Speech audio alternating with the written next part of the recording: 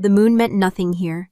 It hung outside the high, narrow windows of the citadel, a sterile disk of white in a sky the color of a fresh bruise, but its light could not penetrate the gloom of the throne room. Here, the only light came from dying embers in a cavernous hearth and the cold glint of polished granite. The air tasted of dust, beeswax, and something else, something metallic and old that clung to the stones like a memory of blood. My borrowed gown, a scratchy thing of dark wool, did little to ward off the chill that had nothing to do with the temperature. This was a cold that radiated from the throne itself. They said the king's grief had frozen the very heart of the castle, and standing here, I believed them. I was a ghost brought to haunt a ghost, a remnant of a war he had won, but a peace he had lost. The silence was the worst part, a heavy, suffocating blanket that pressed down on the whispers and rustling silks of the court. And at the center of that silence sat the king, a man whose legend was now a cautionary tale. They were about to offer me to him, not as a woman, but as a remedy, a scarred, broken vessel meant to hold a new future. I clutched my hands together, knuckles white, and waited for the axe to fall. My name, Celine Draven, was spoken by a man whose own name I didn't care to know. He was Lord Boren, a member of the High Council, his voice as dry as winter leaves. Your Majesty, as we have decreed, an Omega to secure the Velhart line. From the Draven Pack of the Southern Territories, a survivor of the Red Creek incursion. His words hung in the air, each one a stone cast at me. Decreed.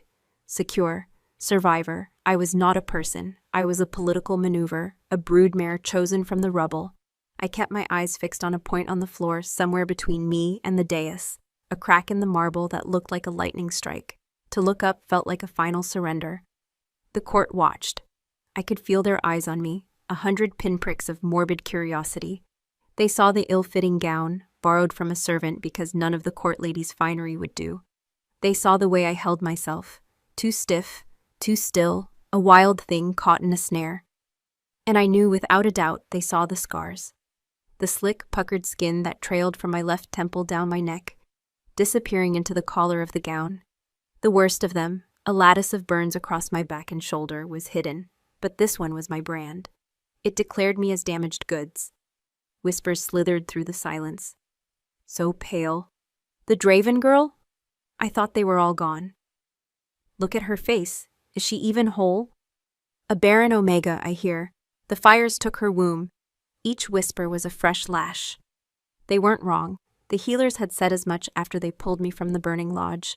The fires of the rebellion had taken my family, my pack, my voice for a time, and the very future I might have carried. I was an empty vessel, a flawed offering for a broken king. Why had they chosen me? Perhaps because my brokenness mirrored his own. A shattered queen for a shattered king. There was a cruel poetry to it. I risked a glance upward, not at the throne, but at the tapestries flanking it. They depicted glorious hunts, vibrant scenes of alphas in their prime, their wolves running alongside them, a symphony of power and life. They were a mockery of the man who now sat between them. King Rowan Velhart. He hadn't moved. He hadn't spoken. He hadn't so much as inclined his head. He was a statue carved from grief. The stories they told about him in the territories were terrifying. They said he had single-handedly torn the throat from the rebel leader, that his rage had been a physical storm on the battlefield. But they also said that when he found his Luna, Lyra, dead in the aftermath, something inside him had shattered. The conquering alpha had died with her, leaving only this hollow monarch in his place. They said his wolf had fallen silent that day, a death within a death from which no shifter could ever truly recover. Lord Boren cleared his throat, the sound unnaturally loud. Your Majesty, the girl awaits your acknowledgement. Still nothing. The silence stretched, becoming an act of cruelty. I felt a flush of heat crawl up my neck, a burning shame that was worse than the pain of any wound. I was being offered, and he wouldn't even look at me. I was so far beneath his notice that I wasn't even worthy of a dismissal. I was air. I was nothing. My wolf, a timid, shivering creature that had huddled in the back of my soul since the fires, whimpered. She was a shadow of what she should have been. As an Omega, her purpose was peace, nurturing, the quiet heart of a pack. But she had known only violence and loss. Now, faced with this immense, deadened power, she wanted to flee. My gaze was finally, unwillingly, drawn to him. He was larger than I had imagined. Even slouched as he was on the massive throne of ironwood and gold, the crown on his head was a simple circlet of black and silver, not the opulent monstrosity his father had worn. It looked less like a symbol of power and more like a band of penance. His hair was the color of dark earth, long and untamed, falling around a face that was all harsh angles and shadows. A jagged scar cut through one eyebrow, a white line against his tanned skin. But it was his eyes that held the room captive. They were the color of a winter sky before a blizzard, a flat, lifeless gray. There was nothing in them. No anger, no sorrow, no interest. Just an absence. And then he blinked, slowly, as if waking from a long and terrible dream. His gaze, which had been fixed on some distant point of memory, drifted downwards. It swept over Lord Boran with disinterest, over the other council members, over the silent, watching court, and then it landed on me. The world stopped. The air thickened, growing heavy and charged, like the moment before a lightning strike. The whispers died. The rustling of fabric ceased. Even the embers in the hearth seemed to hush. His eyes, those dead gray eyes, fixed on mine, and for the first time in what felt like an eternity, they were no longer empty. Something flickered in their depths, a spark, a glint of something ancient and wild that had been sleeping for a very, very long time. My heart hammered against my ribs, a frantic, trapped bird. My breath caught in my throat. I couldn't look away. It felt as if a physical cord had snapped taut between us, pulling me forward, anchoring me in place. The scent in the air changed. The dust and beeswax were burned away by a sudden, sharp fragrance I couldn't place. It smelled of ozone, of cold mountain stone, and the deep, loamy scent of a forest after a storm. It was the scent of a dominant alpha, but muted, as if coming from a great distance. And deep within me, where my own wolf had been sleeping her frightened, troubled sleep, something stirred. She lifted her head. She sniffed the air. She didn't whimper. She didn't cower. She let out a low, questioning whine that only I could hear. The king's posture shifted. It was a minute change, a straightening of his spine, but the effect was profound. The illusion of the broken statue shattered, replaced by the terrifying presence of a predator. His hands, which had been resting limply on the arms of the throne, curled into fists. His knuckles turned white, a muscle feathered in his jaw. He was seeing me, not just the Omega presented for his approval, but me. His gaze traveled from my eyes down to the scar on my neck, and his expression tightened almost imperceptibly. It wasn't disgust, it was something else, something I couldn't name. Lord Boran, oblivious to the silent, violent shift in the room's atmosphere, took it as a sign of progress. "She is of good stock, Your Majesty. Strong, despite her ordeal. She will serve the throne well." He gestured to me again, as if showcasing a mare. "Present yourself, girl. Let the king see what he is getting." My blood ran cold. He wanted me to turn, to show them the full map of my ruin. It was the ultimate humiliation. I squeezed my eyes shut for a second, a silent prayer for the floor to swallow me whole. But there was no escape. Slowly, woodenly, I began to turn. No. The word was a shockwave. It wasn't loud. It was a low, rough sound, ripped from a throat long unused. A gravelly resonance that vibrated through the stone floor and up into my bones. Every head in the room snapped toward the throne. King Rowan Veilheart was leaning forward, his elbows on his knees. The lifeless mask had been obliterated, replaced by an expression of sharp, cold fury. His winter gray eyes were no longer fixed on me. They were pinned on Lord Boran, and they blazed with a light that was anything but dead. Lord Boran actually flinched, taking a half-step back. Your Majesty," he stammered, his composure cracking. The king did not answer him. His gaze shifted back to me, and the fire in them softened, just a fraction, replaced by that same unreadable, intense focus. He looked at me as if I were the only person in the cavernous hall, as if the council and the court had all faded into mist. And then I heard it. It wasn't a sound for human ears. It was a feeling, a deep, primal thrumming in my chest, an echo in my blood. It was the barest whisper of a growl, a rumble so low it was more vibration than noise. It came from him. from the silent sleeping beast inside the king. His wolf. His wolf was answering mine. The court must have felt it too. A collective gasp went through the room. Shifters shuffled their feet, their own wolves reacting to the sudden, unexpected display of dominance from a power they had thought dormant, if not dead. Lord Boren paled. Majesty, the decree is for the good of the realm. A new Luna is needed to— I heard the decree, Rowan interrupted, his voice stronger now, cutting through Boren's words like steel. He finally rose from the throne. He unfolded to his full, formidable height, and the air was stolen from my lungs.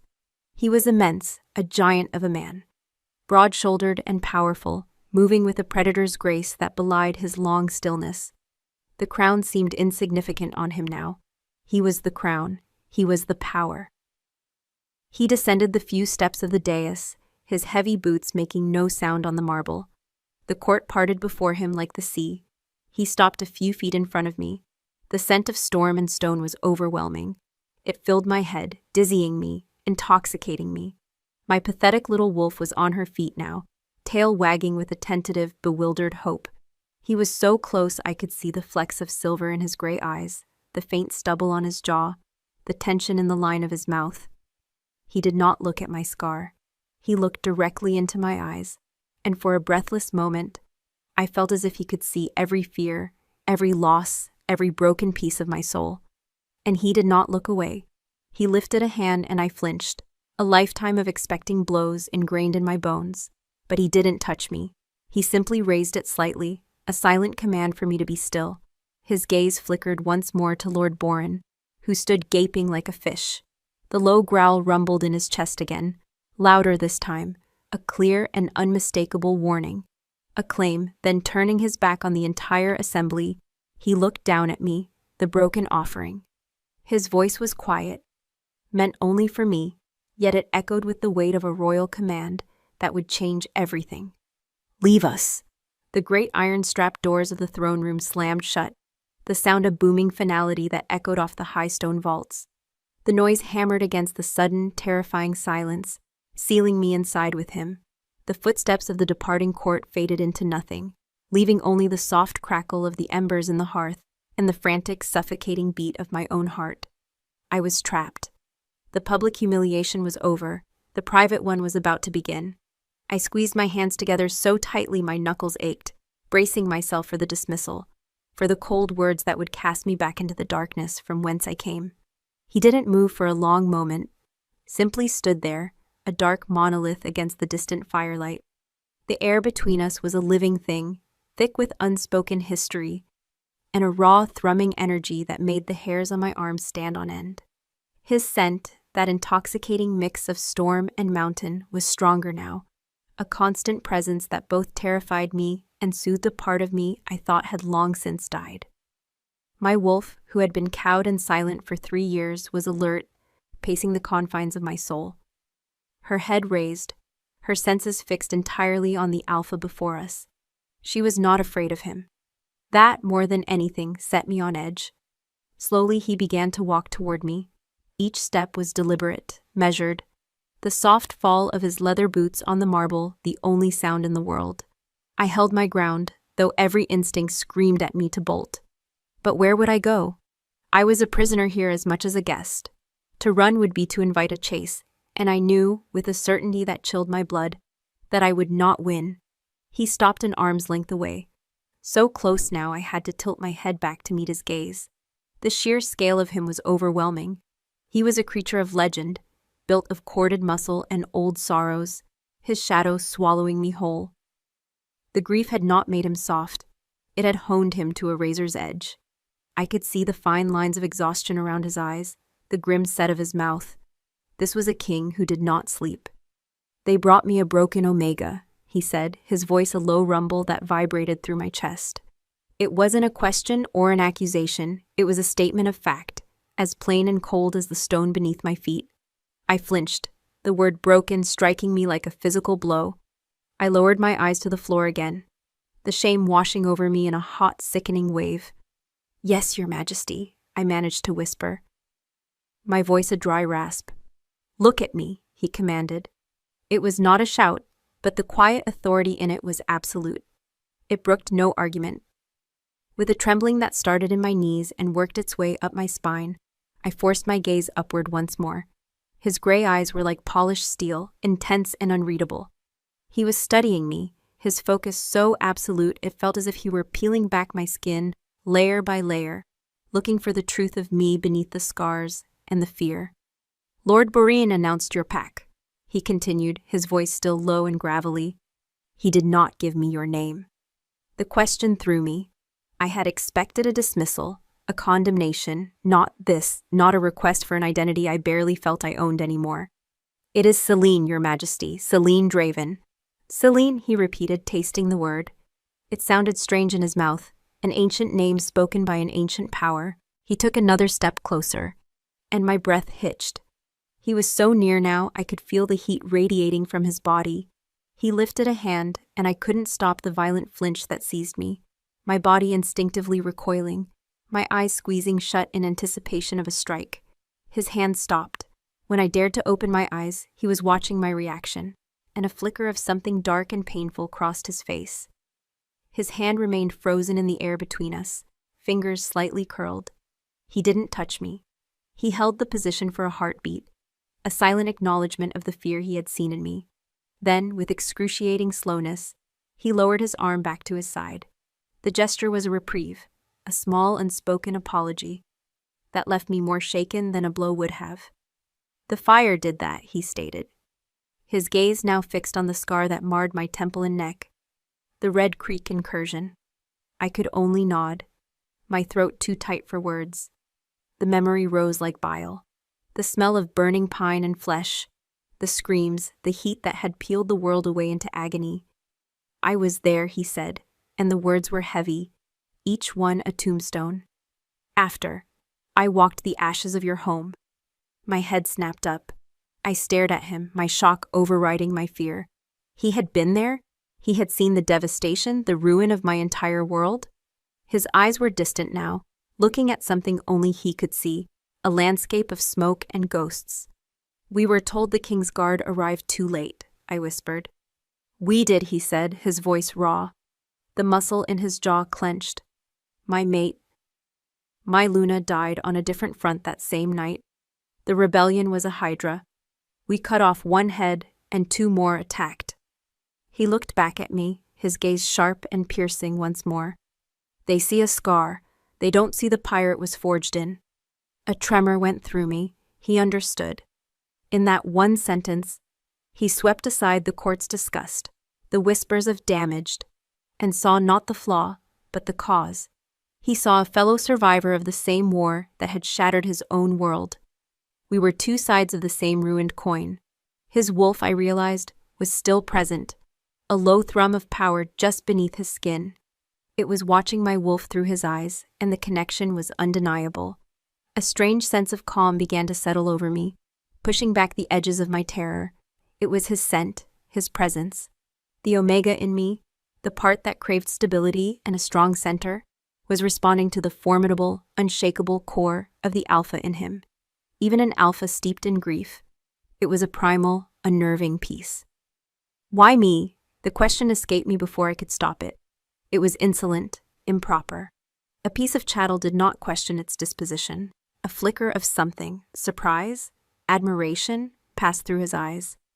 "The Council believes an Omega's presence will soothe the unrest in the realm, that a new queen, even in name only, will signify a return to stability. They scoured the territories for a survivor of a loyal pack, one with no political ties that could challenge their own power." His lips twisted into a bitter, humorless smile. "You, Celine Draven, are conveniently, perfectly, alone. You are a symbol, nothing more." It was a cruel truth, but hearing it from him was somehow less painful than the Council's flowery justifications. He was not trying to deceive me. He was giving me the respect of a blunt, unvarnished explanation.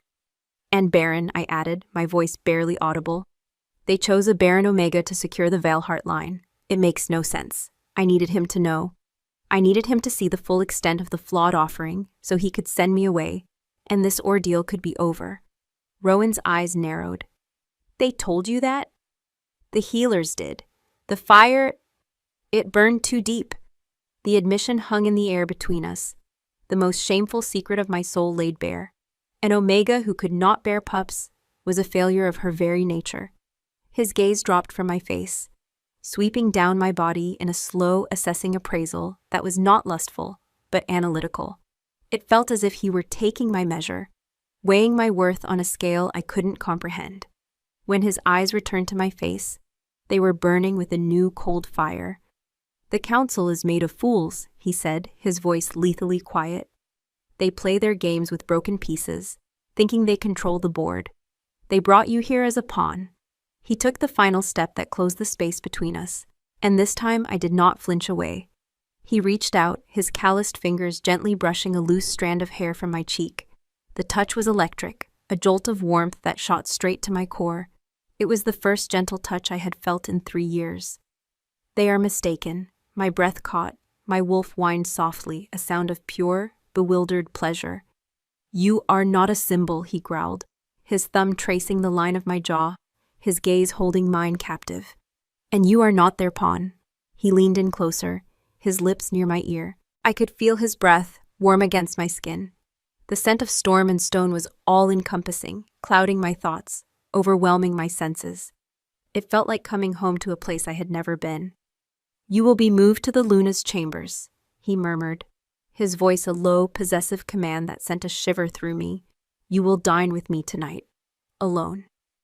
He pulled back slightly, his hand still cupping my jaw, his thumb stroking my skin.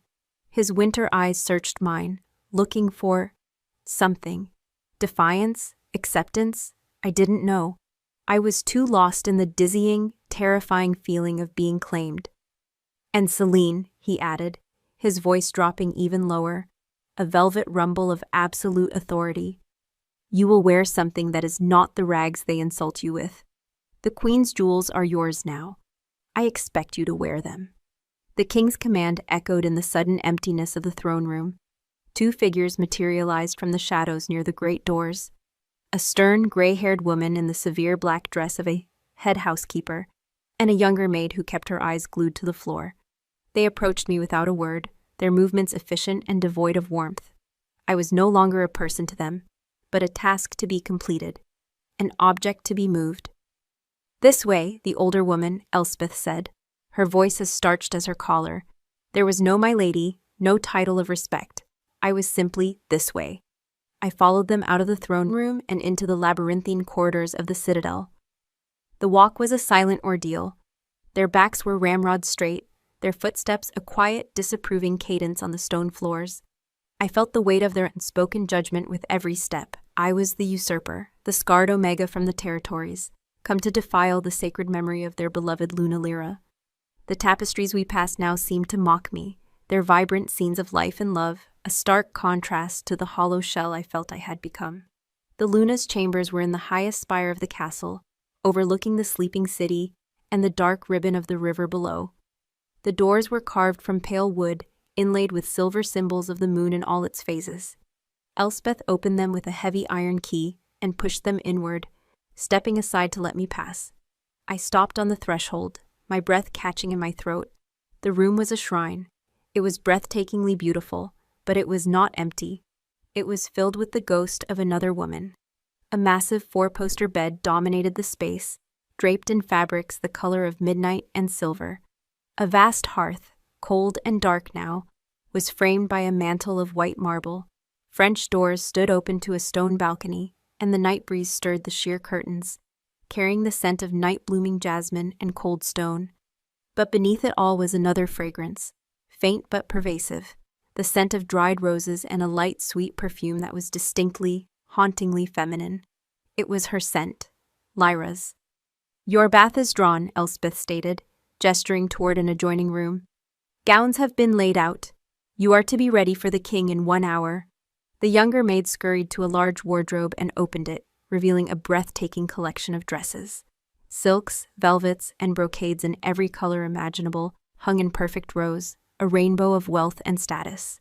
They were all made for a woman of perfect, unblemished beauty. A woman who was not me.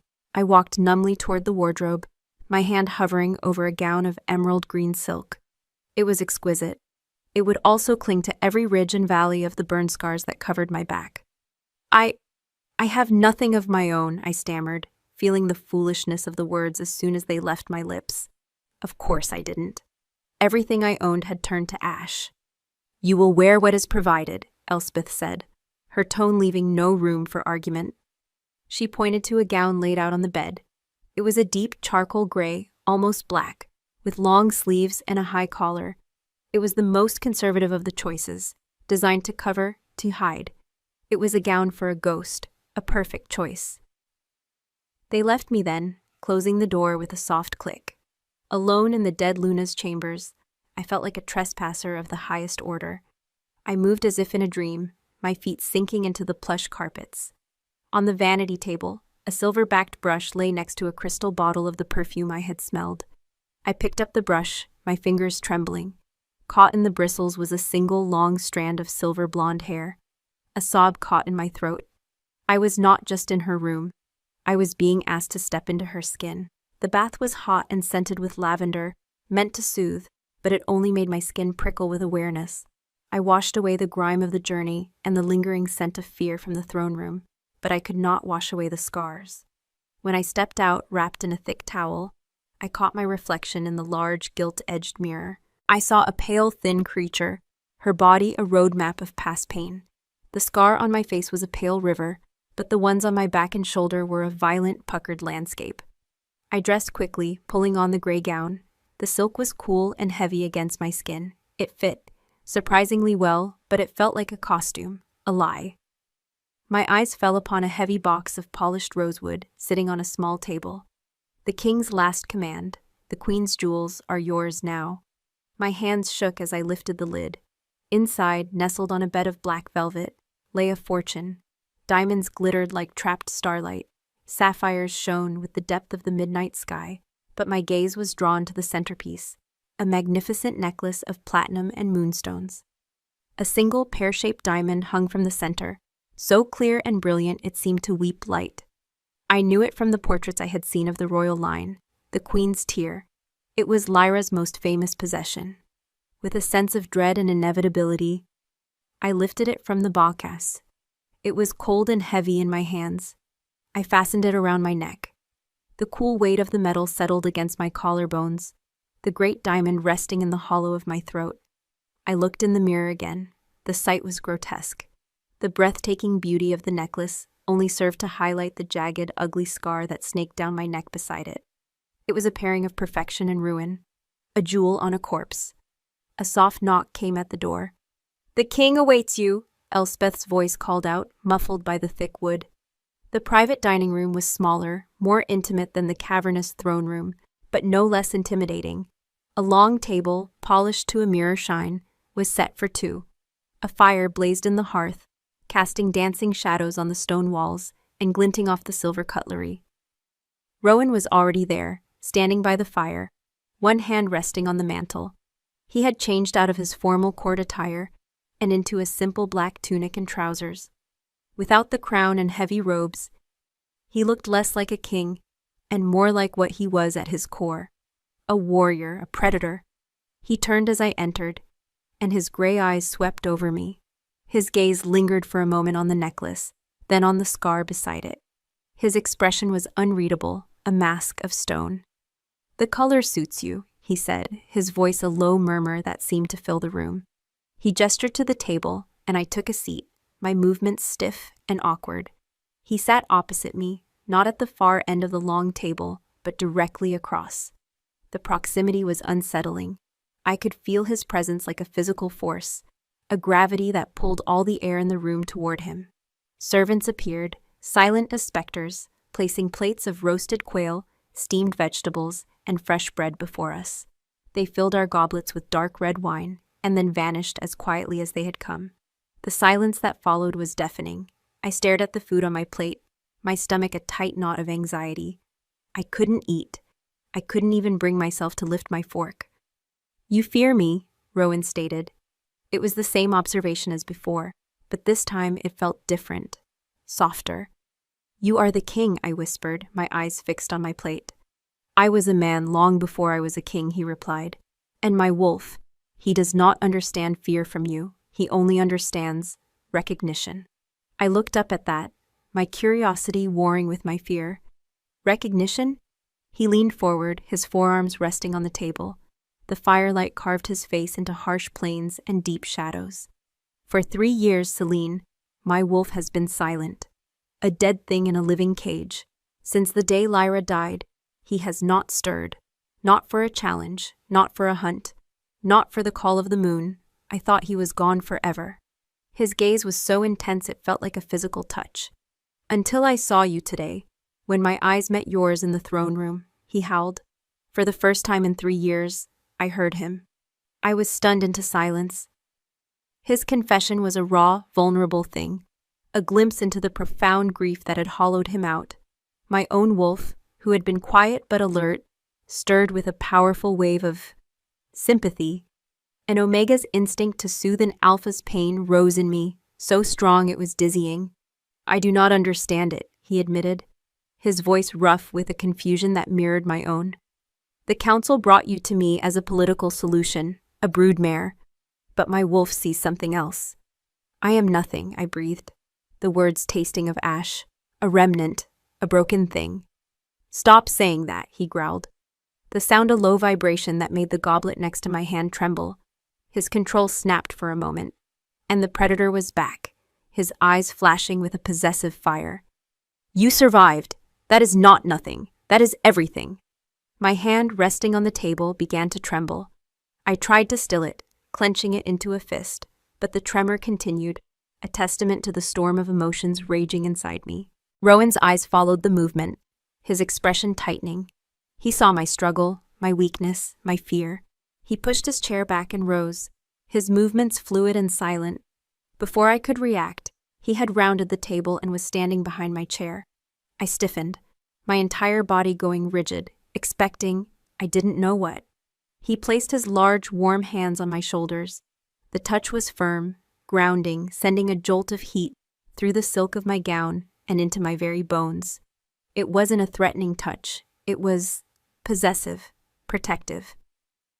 They look at you and see a flaw, he murmured, his voice a low rumble right beside my ear. His breath stirred the fine hairs on my neck. They see a ruin. My eyes stung with unshed tears. He was speaking my deepest fears aloud. Then he leaned down, and I felt the brush of his fingers against my neck, right on the edge of the scar. My breath hitched, my heart hammering against my ribs. His touch was not gentle, not tentative. It was deliberate, his calloused fingertips tracing the raised, puckered line of skin with a strange, unnerving reverence. The Queen's tear diamond felt cold as ice against my throat, but his touch was a brand of living fire. I see a survivor, he whispered, his voice thick with an emotion I couldn't decipher. I see a fire that was not extinguished. His touch was a paradox, both terrifying and anchoring. The calloused pads of his fingers traced the map of my ruin, with a possessiveness that sent a tremor through my entire body. My wolf, a creature starved for any kind of connection, pressed against the walls of my soul, whining softly, a desperate, yearning sound. She recognized the gesture for what it was, not an assessment of a flaw, but the claiming of a territory. I squeezed my eyes shut, 100 conflicting emotions warring within me, fear, confusion, and a tiny, treacherous spark of something that felt dangerously like hope. He did not move away. His hands remained on my shoulders, his body a warm, solid presence behind me, creating a shield between me and the rest of the world. The scent of him, ozone, stone, and the deep, wild musk of his awakening wolf was an intoxicating fog that clouded my senses. For a moment, just a moment, I allowed myself to lean back into his strength, to feel the safety of being caged by an apex predator who had, for some inexplicable reason, decided I was his. Eat, he commanded, his voice a low rumble near my ear. It wasn't a suggestion. It was the order of a king, yes, but it was also the growl of an alpha concerned with his mate's welfare. The word broke the spell. Mate. The thought was a splash of icy water. I was not his mate. I was a political pawn, a ghost sent to haunt the chambers of his dead Luna. This strange connection, this pull between our wolves, was an aberration, a fluke. a symptom of two broken souls echoing each other's pain. I stiffened, pulling away from his touch, and his hands dropped from my shoulders instantly, as if he sensed my rejection. The loss of his warmth was immediate and profound, leaving me feeling cold and exposed. I picked up my fork, my movements jerky and unnatural, and forced a piece of quail into my mouth. It tasted like ash. I chewed and swallowed, the simple act requiring all of my concentration. Rowan returned to his seat, his gray eyes watching my every move. The silence stretched again, but it had changed. Before, it had been empty. Now it was charged with the energy of what had just passed between us, with the feel of his skin on mine. "Tell me about your pack," he said, his voice softer now, less commanding. "The Dravens, they were known for their healers, were they not?" The question was so unexpected, so normal, that it took me a moment to process it. No one had asked me about my pack since the fire. People avoided the subject, as if speaking of the dead would summon their ghosts. "Yes, Your Majesty," I replied, my voice still shaky. "My mother was the pack's chief healer. She knew the properties of every root and leaf in the southern forests." "And your father?" "He was the Omega Prime, the heart of the pack. He kept the peace." A lump formed in my throat. The memories were a double-edged sword, bringing both the warmth of love and the sharp, stabbing pain of loss. He could calm a territorial dispute between two hot-headed betas with a quiet word and a shared meal. He said that a pack's strength wasn't in the sharpness of its claws, but in the bonds that held it together. A shadow passed over Rowan's face. He was a wise man. The words were quiet, freighted with the weight of his own fractured kingdom, the bonds he had failed to keep from snapping. A king's strength is measured by the same metric. We spoke more after that. He guided the conversation with a surprising gentleness, asking about my childhood, about the traditions of my pack, about the forest I had once called home. I found myself answering, the words coming more easily as the minutes passed. I told him about the moon-weaving ceremony my pack performed at the winter solstice, a ritual of mending and renewal. I described the scent of the ghost orchids that grew only in the deepest parts of our woods. I spoke of a life that felt as if it belonged to another person, a girl who had not yet been introduced to fire and ash. He listened. He truly listened, his gaze never leaving my face, his attention absolute. He did not offer pity or empty platitudes. He simply took in my words, my history, and held them. For the first time in years, I felt seen. I felt real. The knot in my stomach began to loosen, and I ate, my appetite returning with a startling suddenness. When the meal was over, he rose. "Walk with me," he said. I followed him out of the dining room, not to the main corridors, but through a small private door that led into the castle gardens. The night air was cool and crisp, a welcome relief after the stuffy formality of the castle. Here, under the vast, star-dusted sky, the moon was no longer a sterile disk. It was a benevolent, powerful presence, its silver light spilling over the manicured hedges and stone pathways, making everything gleam as if it were coated in frost. The gardens were Lyra's, I knew. The design was too personal, too full of life, to have been a mere courtier's work. White roses, their petals glowing in the moonlight, climbed the ancient stone walls, releasing their sweet, ghostly perfume into the air. A marble fountain murmured in the center of a courtyard, its water catching the moonlight like liquid silver. It was a place of peace, of beauty. It was her sanctuary, and I was invading it with him. We walked in silence for a time, our footsteps crunching softly on the gravel path. Rowan's presence was different out here. The weight of his crown seemed to have been left inside.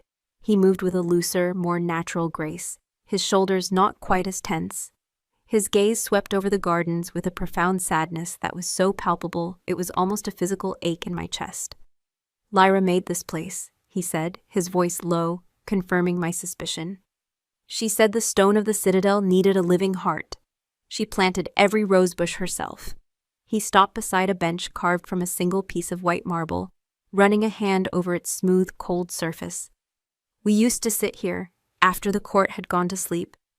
We would just be." The pain in his voice was a raw, open wound. My Omega instincts surged, an overwhelming need to offer comfort. to soothe the hurt in this powerful, grieving alpha. But what could I say? What comfort could I, a stranger, a replacement, possibly offer? "It is beautiful," I whispered, the words inadequate.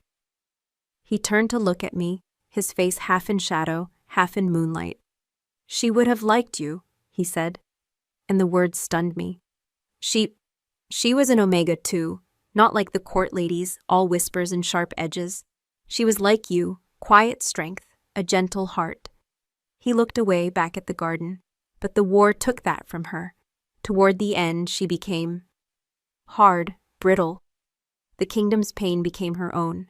I think it broke her long before the blade ever touched her. My own heart ached for him, for her, for the love they had lost. I understood that kind of breaking.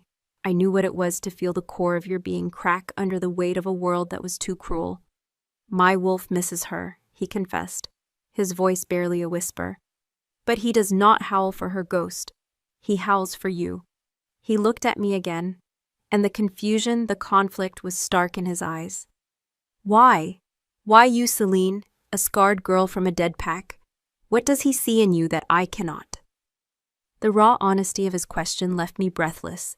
He wasn't just confused, he was desperate for an answer. The bond his wolf felt was a betrayal of his grief, a mystery he was compelled to solve. "I don't know," I answered truthfully, my voice trembling. "My own wolf. She has been a ghost inside me since the fire, but tonight, when you are near, she is awake. She is not afraid." He stepped closer to me, crossing the small space between us in a single fluid motion. He raised a hand, not to my scar this time, but to the necklace at my throat. His fingers brushed against the queen's tear, the diamond cold against his warm skin. "This was hers, he said, his voice thick with memory. "I gave it to her on our mating night. They say it was carved from a fallen star, that it holds the light of the moon itself." His thumb stroked the smooth, cool surface of the stone, his knuckles brushing the sensitive skin of my throat. I held my breath, my pulse rabbiting against his touch. "When she died," he continued, his voice dropping to a harsh whisper, "it turned dark. The light within it went out. It has been a cold, dead thing for 3 years. He looked from the diamond up to my eyes, his gaze burning with a startling intensity. "But tonight, on you, it shines." My gaze dropped to the necklace. He was right. The diamond was no longer just reflecting the moonlight. It was radiating a soft internal luminescence of its own, a gentle, milky white glow that seemed to pulse in time with my heartbeat. It was impossible, a trick of the light, but it wasn't. The light was real, and it was coming from the stone. Rowan's hand moved from the necklace to cup the side of my face, his thumb stroking my cheekbone. His touch was no longer just possessive, it was reverent, wondering. "What are you?" he breathed, the question not meant for me, but for the universe, for the fates that had brought me here. My wolf surged forward, a wave of pure primal instinct. She was tired of the pain, the fear, the hiding. She saw in his eyes not a king, not a grieving widower, but an alpha, her alpha, the one she was meant to soothe, to anchor, to claim as her own. Before I could think, before I could stop myself, I leaned into his touch, my body acting on a will that was not entirely my own. A low growl rumbled in his chest, a sound of pure masculine satisfaction. His other hand came up to my waist, pulling me closer until my body was flush against his. The solid wall of his chest was a shock of heat against my breasts. I could feel the powerful, steady beat of his heart through his tunic. The world narrowed to this single point in time, to the scent of him, the feel of him, the impossible light of the diamond pulsing between us. His head lowered, his intentions clear. My breath caught, my lips parting in silent anticipation. This was madness, a betrayal of his dead Luna, a foolish surrender for a girl who had nothing left to give. But my body, my wolf, did not care about logic. They only cared about this. Just as his lips were about to touch mine, a shout echoed from the castle walls. "Your Majesty, an urgent message from the northern ridge!" The moment shattered. Rowan stiffened, his head snapping up toward the sound. The possessive fire in his eyes was instantly banked, replaced by the cold, hard mask of the king. He released me so abruptly I stumbled back a step, the loss of his support leaving me dizzy. A guard captain was running toward us across the lawn, his armor clanking in the silent garden. He skidded to a halt a respectful distance away, breathing heavily. "King Rowan, the sentinels have been found. All of them, they're dead. It's the hunters, sire, they've crossed the border." The words hung in the cold night air like shards of ice. Hunters, dead. The idyllic peace of the moonlit garden was instantly obliterated, replaced by the grim, metallic scent of impending violence. The warmth that had bloomed between us vanished, consumed by a sudden, arctic chill. Rowan's entire demeanor shifted in a heartbeat. The conflicted man was gone, erased. In his place stood the king, the warrior, his body coiled with a lethal tension that was terrifying to behold. His face was a mask of cold fury, his gray eyes turning to flint. "How many?" he demanded, his voice a low, deadly growl that held no trace of the man who had moments ago whispered of fallen stars. "A full patrol, your majesty," the guard captain reported, his voice tight with grim urgency. 12 of our best, found an hour ago near the old pass. They were butchered. Silver." A muscle jumped in Rowan's jaw. Silver. The word was a curse, a poison, the one substance that could kill a shifter with agonizing slowness, burning through flesh and bone, negating their healing abilities. It was the signature of the Order of the Silver Blade, a fanatical sect of human hunters who believed all shifters were abominations to be eradicated. They had been a plague on the borders for generations, but they had not dared a direct incursion into Valhart lands since Rowan's father put down their last uprising a decade ago. This was not a random raid. This was a declaration of war. "Sound the alarm," Rowan commanded, his voice ringing with absolute authority. "Double the sentries on every wall. I want the War Council assembled in the strategy chamber in 10 minutes. And send a rider to my Alpha Kalen at the northern garrison. Tell him to lock down the entire border. Nothing gets in or out." "Yes, your majesty." The captain bowed sharply and sprinted back toward the citadel, his footsteps echoing the new, frantic pulse of the castle. Rowan stood for a moment, his back to me, staring into the darkness toward the northern mountains, as if he could see the carnage with his own eyes. The silence he left in his wake was more fearsome than any shout. The power rolling off him was immense, a physical pressure that made the air feel thin and hard to breathe. His wolf was no longer a gentle thrum beneath his skin. It was a raging storm, a palpable aura of restrained violence that promised retribution. I felt utterly useless, a fragile piece of porcelain in a room full of crashing boulders. The almost kiss, the pulsing diamond, the whispered confessions, they all felt like scenes from a dream, flimsy and unreal in the face of this brutal reality. I was a stranger here, an outsider. This was not my fight, not my council, not my kingdom to defend. I wrapped my arms around myself, the silk of the gown feeling suddenly flimsy, offering no protection at all. Finally, he turned. The look in his eyes made me take an involuntary step back. They were the eyes of a predator who had caught the scent of blood. They swept over me, and for a heart-stopping second, it felt as though he didn't even see me, as if I were just another part of the scenery. The king had completely subsumed the man. "Go inside," he said, his voice flat and hard. "Return to your chambers, lock the door." It was a dismissal, an order to a possession to be put away for safekeeping while the important work was done. A bitter, familiar shame washed over me. He had been right. I was a symbol, a pawn. And now that a real threat had emerged, the game was over. I was to be put back in my booth. I nodded mutely, unable to find my voice. I turned to walk away, my heart a cold, heavy stone in my chest. The Queen's terror felt like a lead weight on my neck, its faint light a mockery of the intimacies that had been stolen from us. "Celine," his voice stopped me. I paused, my back still to him. "Stay away from the council members," he said, his tone clipped and hard. "Especially Boren, trust no one." The warning was so stark, so specific, it sent a shiver down my spine. It wasn't just a general caution, it was a targeted accusation. He believed the timing of this attack was not a coincidence. He believed someone inside his own court, someone on his own council, was a traitor. And his first instinct was to warn me, to protect me. I turned back to look at him, my confusion warring with a new kind of fear. He was already moving, striding toward the citadel, with a long, ground-eating pace that spoke of years of command. He didn't look back. In seconds, he was swallowed by the shadows of the castle, leaving me alone in the ghostly white garden.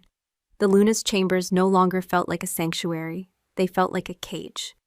The beautiful tapestries, the plush rugs, the silver-backed brush on the vanity, they all seemed to mock me with their silent testimony to a life I was not living, a love I was not worthy of. I obeyed his command, locking the heavy oak door, the sound of the bolt sliding home, echoing the feeling of being trapped. I paced the length of the room like a captured animal, the adrenaline from the garden still singing in my veins. The castle outside my rooms was no longer silent. I could hear the distant, urgent ringing of bells, the sound of running feet in the corridors, the shouted commands of the castle guard. The entire citadel was mobilizing, transforming from a place of grieving memory into a fortress preparing for a siege. Sleep was impossible. My mind raced, replaying every moment with Rowan, the touch of his hand on my scar, the raw pain in his voice when he spoke of Lyra, the heat in his eyes in the garden, the impossible light in the diamond, and the chilling finality of his warning, trust no one. My wolf was as restless as I was. She paced within me, hackles raised, her senses on high alert. She was not afraid of the hunters. She was agitated, protective. Her focus wasn't on the external threat, but on the alpha who had gone to face it. She felt his danger, his rage, as if it were her own, a phantom echo across the castle stones. An inexplicable urge to go to him, to stand by his side, was so strong it was a physical ache. It was madness. I was a healer, not a warrior. An Omega, not a Beta guard. I would be a liability, a weakness. I tore the queen's tear from my neck, the cold weight of it suddenly unbearable. I placed it back in its velvet box and slammed the lid shut. I would not be her ghost. I would not wear her jewels while men were dying on the border. I stripped off the suffocating silk gown and pulled on the simple wool dress I had arrived in. It was scratchy and plain, but it was mine. It felt honest. Hours passed. The moon arced across the sky, its light shifting through the room. The sounds of mobilization within the castle eventually quieted, replaced by a tense, watchful silence. I sat in a high-backed chair by the window, staring out at the dark line of the northern mountains, my thoughts a tangled, chaotic mess. Who was I in this place? Was I the king's intended, the future Luna he was inexplicably drawn to? Or was I a political convenience, a temporary distraction to be discarded when his grief finally subsided, or a real war demanded his full attention? And what of his wolf's reaction to me? Was it truly a sign of a destined bond, or simply the desperate cry of a lonely creature reaching out to the first new sympathetic presence it had encountered in years? My own wolf's fierce, protective response to him felt just as confusing. It was an instinct so deep, so primal, it bypassed all my fear and logic. It simply was. A faint scratching sound at the door startled me from my thoughts. It wasn't a knock. It was a furtive, secretive noise. I froze, my heart leaping into my throat. Rowan's warning echoed in my mind. Trust no one. I crept to the door, my bare feet silent on the thick rug. Who is it? I whispered, my voice tight. It is I, Lord Boren, a voice hissed from the other side. I must have a word with you. It is a matter of great urgency. My blood ran cold. Boren, the very man Rowan had warned me against. The king commanded me to remain here, I said, trying to keep my voice steady. He is not to be disturbed. This concerns the king. Boren's voice grew more insistent, though he kept it low. His safety is in jeopardy. The council is worried. His judgment has been clouded since your arrival. This sudden attack by the hunters is no coincidence. There are forces at play you do not understand. Please, my lady, let me explain. His words were slick, designed to sound reasonable, to prey on my ignorance and fear. But Rowan's warning had been a shield. My instincts screamed at me that this man was a snake. Go away, I said, my voice firmer now, or I will call the guard. There was a long silence from the other side of the door, then a low, frustrated hiss. You foolish girl, you think he chose you. He is cursed. His grief has made him mad. He will drag you down with him. The footsteps receded down the corridor, leaving me shaking, my back pressed against the cold wood of the door. Cursed? Mad? The words were poison, meant to sow doubt. but they only solidified my resolve. Rowan had trusted me with a warning. The least I could do was honor that trust. I turned from the door, my mind made up. I could not sit here in this gilded cage while the fate of the kingdom and the man whose wolf called to mine was being decided in the shadows. I would not be a pawn. I had to know what was happening. I had to find a way to help. My mother had taught me more than just herbs and poultices. She had taught me how to listen, how to observe. And in a court full of secrets and lies, a quiet Omega who everyone underestimated could be the most dangerous spy of all. I looked around the room, my eyes falling on the balcony. The drop was sheer, 100 feet to the stone courtyard below, but it connected to a narrow stone ledge that ran along the side of the spire. A dangerous, foolish path. A path no one would ever expect me to take. My fear was a cold knot in my stomach, but for the first time in 3 years, it was overshadowed by something else. A fierce, burning purpose. I was a survivor, and survivors did not wait in locked rooms for their fate to be decided by others. The wind was a living thing, a hungry beast that clawed at the stone of the high spire. It tore at my simple wool dress, whipping my hair across my face and trying to pry my fingers from their desperate grip. The ledge was barely the width of my 2 feet, slick with the night's dampness. Below, the courtyard was a dizzying, fatal drop, a square of darkness punctuated by the distant, flickering torchlight of the guards. Every instinct screamed at me to retreat, to crawl back into the relative safety of the Luna's chambers. But the image of Rowan's face, hard and resolute as he walked into the heart of the storm, propelled me forward. My bare feet, toughened by a childhood spent running through forests, were a small mercy. I could feel the gritty texture of the stone, the subtle shifts in the surface. I moved slowly, my back pressed against the cold, rough wall of the tower, my gaze fixed on the point where the ledge widened near a darkened, arched window. My heart hammered a frantic rhythm against my ribs, a counterpoint to the howling of the wind. This was a fool's errand. What could I, a wolfless, powerless Omega, possibly do? But my own wolf, so long a timid ghost, was a silent, steady presence within me. She was not afraid of the height. Her fear was for the alpha, for the nascent pack bond that had been forged in a single glance. Her fear was of being useless. The window was unlatched, a small blessing from the fates. I slid it open with a soft groan of protesting wood and slipped inside, tumbling onto a cold stone floor in a dark, silent chamber. I lay there for a moment, my breath coming in ragged gasps, my body trembling with adrenaline. The room smelled of old parchment, dust, and beeswax. A library or a study. I rose to my feet, my senses on high alert, and crept toward the door.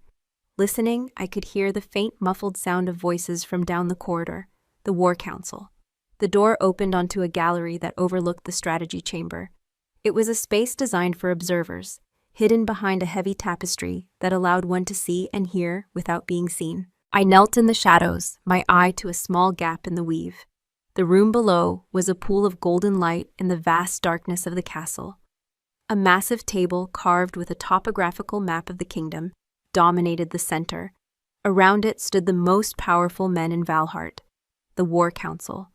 There was Kalen, the alpha of the King's Guard, his face a grim landscape of scars, his arms crossed over his massive chest. There was old Lord Valerius, his face wizened, his eyes sharp and intelligent. And there, his back to the fireplace, was Lord Boren, his expression a mask of concerned gravity that I now saw as utterly false.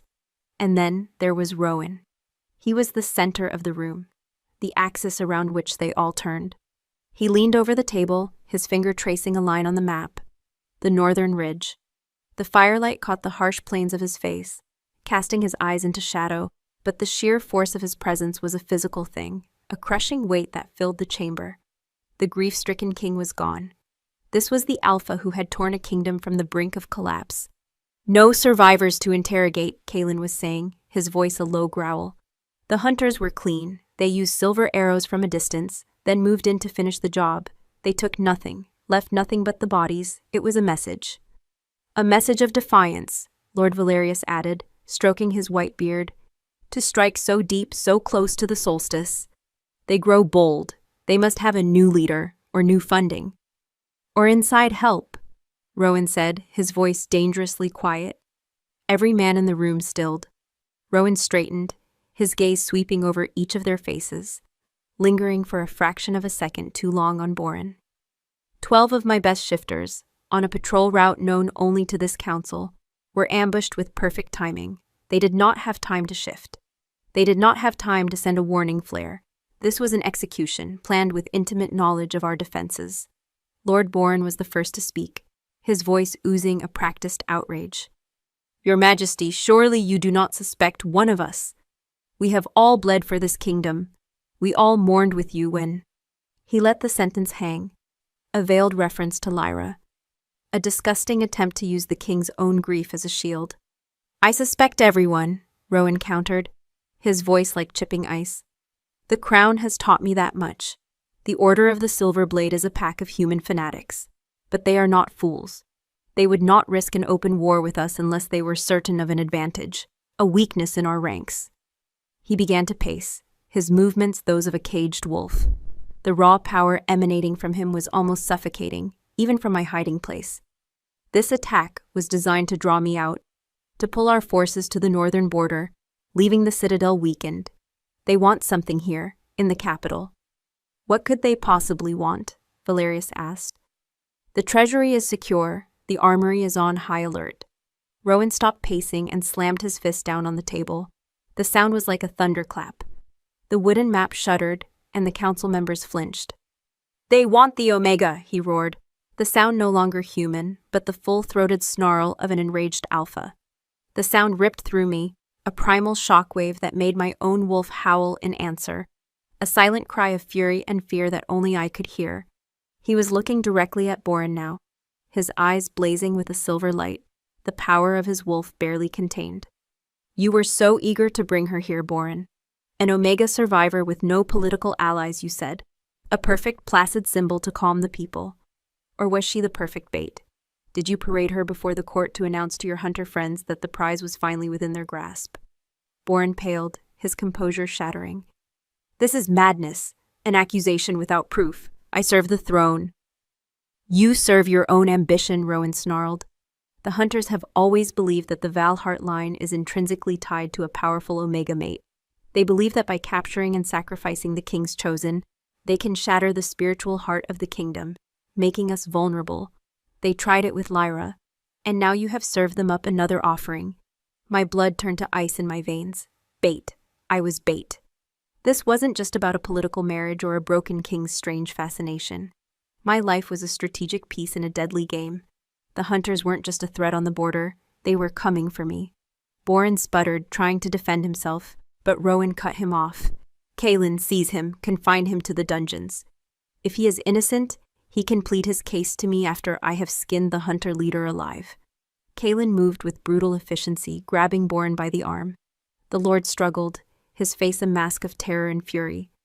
You are making a mistake, Rowan. Your grief has blinded you. She has bewitched you. She is a curse. The guards dragged him from the room, his shouts echoing down the corridor until they were cut off by the slamming of a heavy door. A tense, shocked silence fell over the chamber. Rowan stood with his back to the remaining council members, his shoulders heaving, his hands clenched into white-knuckled fists on the table's edge. He was fighting for control, wrestling the primal rage of his wolf back into its cage. The raw display of dominance, the absolute certainty of his accusation, left no room for doubt. When he finally spoke, his voice was strained, but the king's authority had returned. The hunters believe they are hunting a symbol. They are wrong. They are hunting my mate. The words struck me with the force of a physical blow. My mate. He had said it. Not the Omega, not the girl. My mate. He said it with such conviction, such possessive finality, that it stole the air from my lungs. He was claiming me, not just before the court as a political necessity, but here, in the heart of his war council, as a fact of his own being. Old Valerius stepped forward cautiously. Your Majesty? The bond. It is true, then? Your wolf has chosen her. Rowan turned, and the silver fire in his eyes had softened, replaced by a look of grim, unshakable certainty. My wolf knew it the moment I saw her. I was the fool who tried to deny it. He looked up then, his gaze sweeping the room, passing over the gallery where I was hidden. For a breathtaking instant, I felt as if he could see me, as if his senses could pierce the shadows and the tapestry and find me there, trembling in the darkness. They think to break this kingdom by taking her. Let them try, they will find that the heart of this kingdom has teeth. He pushed away from the table. Kaelin will handle the city's defenses. Valerius, use your network of spies. I want to know everything about this new hunter leader. I am going to the northern ridge. I will see the site of the massacre myself. I will find their trail. You cannot go alone, Majesty, Valerius protested. It is a trap. I will not be alone, Rowan said, a low growl underpinning his words. My wolf has been silent for 3 years. Tonight he wants to hunt. He strode from the room, leaving his council to stare after him, their faces a mixture of awe and terror. He was going to face the hunters himself, fueled by a rage and a power that had been reawakened by me. I stayed frozen in the darkness long after the chamber had emptied, my mind reeling. Mate. He had claimed me as his mate. The word echoed in the empty space, in the chambers of my heart. It was a terrifying, exhilarating weight. It meant that this bond, this pull, was not just a fluke of 2 broken souls. It was real. A fated, primal connection that neither of us could deny, and it had just painted a target on my back. I had to get back to my room before he found me gone. I scrambled back out the window, my movements clumsy with haste and shock. The wind on the ledge seemed colder now, the drop more terrifying. As I slid back through the window of the Luna's chambers, my foot caught on the hem of my dress, and I fell, crying out as my knee struck the hard floor. The door to the chamber burst open. Rowan stood there, silhouetted against the corridor light, his body radiating a furious energy. His eyes, blazing with that silver wolf light, immediately found me on the floor, my hand clutching my throbbing knee, the open balcony door revealing my insane escape. The fury in his face was instantly replaced by a wave of raw, possessive panic. He crossed the room in 2 strides, dropping to his knees beside me. His hands hovered over me, not sure where to touch, as if I might break. "Celine, what in the hells were you doing?" he snarled, his voice a mixture of rage and terror. "The ledge? Are you mad?" He saw the scrape on my knee, the wildness in my eyes, and his expression hardened with a dawning, horrified comprehension.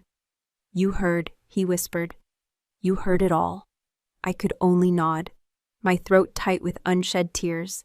The truth of my situation, of his claim, of the mortal danger we were both in, was crashing down on me. He didn't scold me. He didn't yell. He did something far more devastating. He gathered me into his arms, pulling me against his hard chest, as if he meant to absorb me into himself. He held me tightly, his face buried in my hair, one hand cradling the back of my head. The raw, unshakable strength of him surrounded me, a fortress against the fear. I could feel the frantic, heavy beat of his heart against my cheek. "They will not have you," he growled, the words a sacred vow spoken into my hair. "I will burn their entire order to ash before I let them lay a single hand on you." He pulled back just enough to look at me, his hands framing my face. The silver light in his eyes was soft now, a swirling mist of emotion so intense it made my soul ache. The king was gone again. The warrior was gone. It was only the man, the alpha, his eyes full of a terrifying, beautiful, and utterly consuming truth. "My mate," he breathed, his thumbs stroking my cheek. And then, with no hesitation, no war, no memory of a ghost between them, his lips came down and captured mine. His kiss was not gentle. It was a storm, a claiming, a desperate and primal collision of 2 souls who had been starving for a lifetime. It was the heat of the fire and the cool relief of the rain all at once. His lips were firm, demanding, moving against mine with a certainty that left no room for thought, only feeling. One of his hands tangled in my hair, tilting my head back, while the other slid down my spine, pressing me so tightly against him that I could feel the coiled power in every muscle of his body. All the fear, all the confusion, all the loneliness of the past 3 years dissolved in that single, searing moment of contact. My wolf, my timid, broken wolf, rose up within me not with a whimper, but with a triumphant roar that echoed his own. She met the soul-deep claim of his wolf with an unreserved surrender that was its own form of strength. This was right. This was true. This was the missing piece of my shattered soul. My hands, which had been trapped between our bodies, came up to fist in the rough fabric of his tunic, holding on as if he were the only solid thing in a world that had turned to mist. I kissed him back with all the pent-up grief and burgeoning hope that I possessed. A clumsy, desperate reply to his raw, possessive power. It was not the tender kiss of a courtly romance. It was the savage, necessary kiss of two survivors finding an anchor in the midst of a war. He broke the kiss with a ragged gasp, resting his forehead against mine. His breath was warm and unsteady against my lips. We stayed like that for a long moment, kneeling on the cold floor of the Luna's chambers. The world outside, the hunters, the traitors, the waiting war, held at bay by the sheer force of the bond that now crackled between us, a visible, tangible thing. "You feel it," he murmured, his voice thick and raw. It was not a question. "The bond, it's solidifying. Your presence. It's like a fire in my blood. It's mending something I thought was dead forever." I could feel it too. It was a golden cord, spinning and strengthening in my core, tying me to him. It was a sense of profound peace overlaid with a fierce, terrifying protectiveness. His pain was my pain. His rage was my rage. I looked into his eyes, no longer winter gray, but molten silver with the light of his wolf, and saw my own reflection. I was no longer just Celine Draven, the scarred Omega. I was his. He was mine. We were a pack of two. He helped me to my feet, his touch gentle now, almost reverent. His gaze fell to my scraped knee, and a low growl rumbled in his chest. Before I could protest, he swept me into his arms, carrying me as if I weighed nothing, and laid me gently on the massive bed. The scent of lyra, of dried roses and old memories, still lingered in the fine linens, but it was faint now. A ghost's whisper easily banished by the overwhelming living presence of Rowan. He fetched a cloth and a basin of water from the washroom, his movements efficient and sure. He knelt beside the bed and began to clean the scrape on my knee with a tenderness that seemed at odds with the warrior who had just condemned a man to the dungeons. His large, calloused hands were surprisingly gentle on my skin. "I am going to the northern ridge," he said, his eyes fixed on his task. I have to see what they did. I have to find a scent, a track, anything that will lead me to them." "Valerius said it's a trap," I whispered. My hand resting on his broad shoulder, I could feel the tension in him, the barely contained violence simmering just beneath the surface. "It is," he agreed, his voice grim. He looked up at me, his face a mask of cold resolve. "They want the king. They will get the alpha. My wolf has been caged for too long, Celine. He needs to run. He needs to hunt. He needs to remind them why our borders have been inviolate for a decade." Fear, cold and sharp, pierced through the warm glow of the newly cemented bond. "Don't go," I begged, the words selfish and weak, but I couldn't stop them. The thought of him facing the hunters, of silver arrows and hidden traps, was a physical agony. He placed a hand over mine on his shoulder, his grip firm and reassuring. "I have to. To leave this unanswered would be a sign of weakness. It would invite more attacks. It would put you in even greater danger." He paused, his gaze boring into mine. "But I am not leaving you unprotected. Kalen is the best warrior I have. He and 20 of my personal guard will be stationed outside this door. No one enters, no one. Not the council, not the servants, no one but me. Do you understand?" I nodded, my throat tight. "I will be back by sunrise," he vowed. "And when I return, we will deal with the vipers in our own den. And then we will deal with us." He leaned in and pressed a firm, chaste kiss to my forehead. It was a promise, a brand. He stood and walked to the door, pausing with his hand on the latch. He looked back at me, his face a conflict of duty and desire. "Lock this door behind me," he commanded. "And do not, under any circumstances, climb out on the ledge again." A ghost of a smile touched his lips, the first I had ever seen. It transformed his harsh face, hinting at the man he had been before grief had carved him from stone. And then he was gone. I did as he commanded, sliding the heavy bolt home. The silence that descended was different now. It was not empty.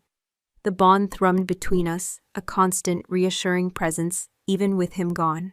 I could feel him, not his thoughts, but his emotional state, a distant, seething rage, a sharp focus, and beneath it all, a steady, protective warmth directed at me. I could not rest. I paced the room, my mind a whirl.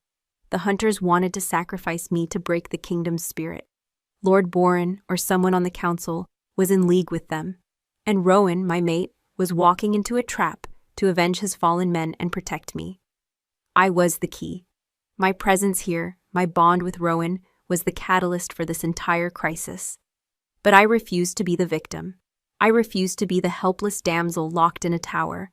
I was an Omega of the Draven pack. My father had taught me peace, but my mother had taught me remedies. And some remedies required cutting out the poison before it could spread. Rowan had seen Boren's treachery, but Boren had been too obvious, his outrage too theatrical. What if he was just a piece of the puzzle? Rowan's warning came back to me. Trust no one.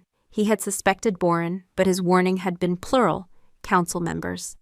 My mind raced back to the strategy chamber, to Lord Valerius, the wise old advisor. He had seemed loyal, his concern for Rowan genuine.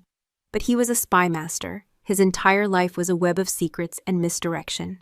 He had been the one to so quickly accept the idea of a new leader or new funding for the hunters, deflecting from the possibility of an internal betrayal until Rowan forced the issue. It was a subtle thing, but in a court of snakes, subtlety was everything. I had to be sure. I went to the wardrobe, the repository of Lyra's life. I ignored the beautiful gowns and searched the drawers. An Omega Queen, a healer at heart, would have more than just silks and jewels. Tucked away at the very bottom of a chest of winter cloaks, I found it, a small leather-bound satchel. Inside were not perfumes and cosmetics, but vials of dried herbs, bandages, and a small sharp silver knife for cutting poultices. And hidden in a secret compartment in the lid was a small, heavy key.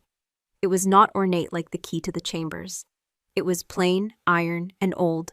A key for a servant's passage, a secret way out. I knew with a sudden, chilling certainty where it led.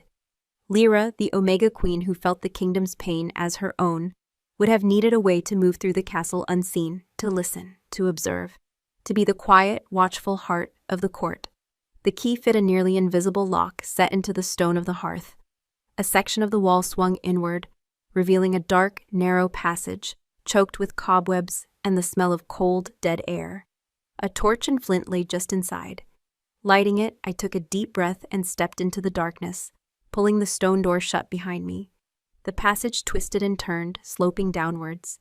Faint sounds from the main castle filtered through the walls, the clang of armor, the murmur of voices, reminding me that I was moving through the citadel's secret veins. I had no destination in mind, only a desperate need to find proof, to find something that could help Rowan when he returned. The passage ended at a wooden grate set high in the wall of a corridor. Peering through, I recognized the hallway that led to the council's private chambers. And standing outside Lord Valerius's door, speaking in low, urgent tones, were two men. One was Valerius's personal guard. The other was a servant I had never seen before, a man with cold, dead eyes and a faint, thin scar on his upper lip. "The king is gone," the servant was saying, his voice a venomous whisper. "He took the bait just as the master predicted. He rides for the northern ridge." "And the Omega?" the guard asked. "Locked in the spire, under the protection of the Alpha's pet, Kaelin, impregnable for now. But the master says to be patient. The king will return weakened from his fight with the decoy hunters. And in the chaos of his return, we will strike. Lord Valerius will call an emergency council. Kaelin will be drawn away from her door, and you will let our men into the tower." "And Boren?" the servant sneered. Boren was a useful fool, a loud, ambitious target to draw the king's suspicion. "Let him rot in the dungeon. His purpose is served." My blood ran cold. It was Valerius, the wise old man, the loyal advisor. He was the traitor. Boren was just a distraction. The attack on the northern ridge was a decoy, meant to draw Rowan away and exhaust him. The real attack was planned for here, for me. I backed away from the grate, my heart pounding with a cold, terrifying dread. I had to warn someone. But who? Kaelin was loyal to Rowan, but he was a soldier. He would not abandon his post on the word of a strange Omega he had never met, especially if it meant disobeying the king's direct order. He would think it was a trick. I was alone. I had only one choice: to get back to the tower, to barricade myself in, and to pray that Rowan would survive the trap and return before Valerius's plan came to fruition. I turned to race back up the secret passage, but a new sound stopped me. A faint scratching from further down the dark tunnel. It was not the sound of a rat. It was the sound of stone grating on stone. Someone else was in the passage with me. My torchlight fell upon a section of the wall that was swinging open, revealing not the inside of the castle, but the cold, star-dusted night sky. It was a secret exit, leading out onto the castle battlements, and framed in the opening was the servant with the scarred lip, a long silver-bladed knife gleaming in his hand. His cold eyes met mine, and a slow, cruel smile spread across his face. "The master thought you might be resourceful," he hissed. "It seems he was right. Such a pity you won't live to tell anyone." The assassin's smile was the last thing I saw before the world dissolved into a blur of motion. He lunged, the silver knife a streak of deadly light in the gloom of the passage. My scream was trapped in my throat, a knot of pure terror. Lyra's small blade was still in my hand, a pathetic sliver of metal against his practiced malice. But it was silver. Acting on pure, desperate instinct, I threw myself to the side, not away from him, but toward him, jamming the small knife into the soft flesh of his thigh as he passed. He roared, a sound of shock and pain, and the silver bite of the blade made him stumble. It wasn't a fatal wound, not even a disabling one, but it was unexpected. It bought me a second. I didn't run back the way I'd come, toward the safety of the locked room that was now a trap. I scrambled through the opening he had made, out onto the high, wind-swept battlements of the citadel. The wind screamed around me, a gale at this height, threatening to tear me from the stone. The assassin was right behind me, his face contorted in a mask of fury, the silver knife now in his hand. I was trapped. To my left, a sheer drop into the sleeping city. To my right, the crenellated wall leading into darkness. And behind me, death. My terror was a physical thing, a shard of ice in my soul, and it screamed out for the only person in the world who could hear it. Rowan. I didn't speak his name, I felt it. A desperate, silent plea sent across the golden cord of our new bond. And miles away, in the cold darkness of the northern ridge, he felt it. He felt it as a white-hot lance of agony in his gut. A psychic scream that was more real than the wind on his face. His wolf, which had been tracking the faint, misleading scent of the decoy hunters, reared up inside him with a cataclysmic roar. The bond, so new and bright, was screaming a single silent word. Danger, mate, home, he knew. In that instant he knew the massacre was a feint, the trail a lie. The real hunt was at the castle. The real prey was her. With a snarl that was no longer human, he wrenched his horse around, leaving his men to stare in confusion, and rode like a demon back toward the heart of his kingdom, his wolf lending its preternatural speed to the desperate charge. On the battlements, I was out of time. The assassin cornered me against the parapet, the drop yawning behind me. His cold eyes glittered. "The master sends his regards," he hissed, raising the blade. I squeezed my eyes shut, my last thought a silent apology to a king I had only just found. A sound cut through the wind, not a shout but the lethal thwump of a heavy crossbow bolt finding its mark. The assassin's eyes widened in shock. He looked down at the black-fletched quarrel protruding from his chest, a choked gurgle escaping his lips. He teetered for a moment, a stunned expression on his face, and then fell backward over the wall, vanishing into the darkness without another sound. I collapsed against the stone, shaking uncontrollably. Standing at the far end of the battlement, a massive war crossbow held loosely in one hand, was Rowan. He wasn't in armor, just the black tunic he had ridden out in, now covered in dirt and sweat.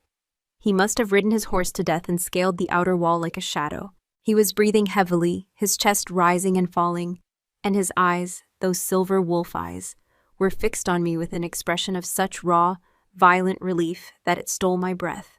He was there in 3 long strides, pulling me away from the edge, crushing me against his chest. His heart hammered against mine.